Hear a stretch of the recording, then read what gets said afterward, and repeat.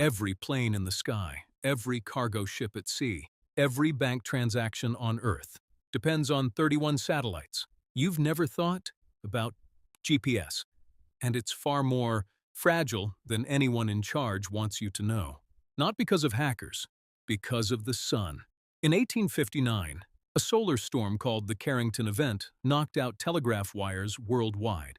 Scientists say a storm that size today wouldn't just kill GPS, it could keep it dark for weeks. Here's what the first 30 days without GPS would actually look like, and why some officials have already run this exact simulation behind closed doors. Day 1 looks like nothing happened. That's the terrifying part. GPS doesn't just tell your phone where you are, it provides the precise timing, signal that synchronizes power grids, cell networks, and stock exchanges. Within hours, banks that rely on GPS timestamps for transactions start reporting errors. Cell towers slowly drift out of sync.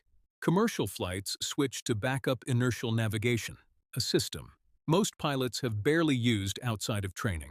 Air traffic controllers, for the first time in decades, start losing precise track of exactly where planes are. By day 2, shipping is in chaos. Cargo ships use GPS for precision docking and route planning through narrow shipping lanes. Without it, ports slow to a crawl, and some ships anchor offshore rather than risk a collision. Trucking companies that rely on GPS-based logistics software can't route deliveries efficiently. Grocery store shelves, ironically, empty out for the same reason they did during COVID, not because the food doesn't exist, but because the system that moves it around the country breaks down. Here's what most people don't know. GPS was built by the U.S. military in the 1970s, and it's still operated by the U.S. Space Force. Civilian use is technically a byproduct they allow. Multiple countries, Russia with GLONASS, China with Beidou, the EU with Galileo, built their own systems for exactly one publicly stated reason. They don't fully trust that GPS access couldn't be restricted or degraded on purpose during a crisis.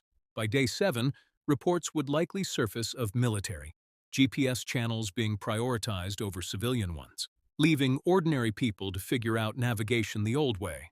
With paper maps, most under 40 have never learned to read. By week 3, an uncomfortable pattern starts to show up in the data, the same pattern researchers point to after every major infrastructure crisis. Private backup navigation companies, satellite imagery firms, and telecom providers with pre-signed emergency government contracts see their stock prices climb. Some of these same companies sit on advisory boards for the exact federal agencies responsible for infrastructure, resilience, a relationship. That's public record, but rarely reported on. Officially, it's called public-private partnership. Unofficially, some call it something else. By the final week, GPS likely comes back, either the solar storm passes or backup satellites are activated from reserve. But by then, the damage is measured in billions, and a quiet debate starts among policymakers about whether GPS should have never been the single point of failure it became.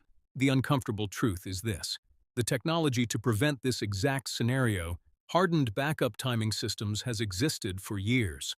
It's called ELORAN, and multiple government reports have recommended it since 2004. It still isn't fully deployed, which means the question isn't really, could this happen? It's, why hasn't it already been fixed? 30 days without GPS, no hacking required. Just one solar storm the sun has already produced before and will produce again. The real question is whether the people who run our infrastructure are actually ready for it, or just hoping it doesn't happen on their watch. If you haven't seen our first video on what happens if the power grid goes down for good, go watch that one. Next, the two scenarios connect more than you'd think. Subscribe if you want to know what they don't want you thinking about.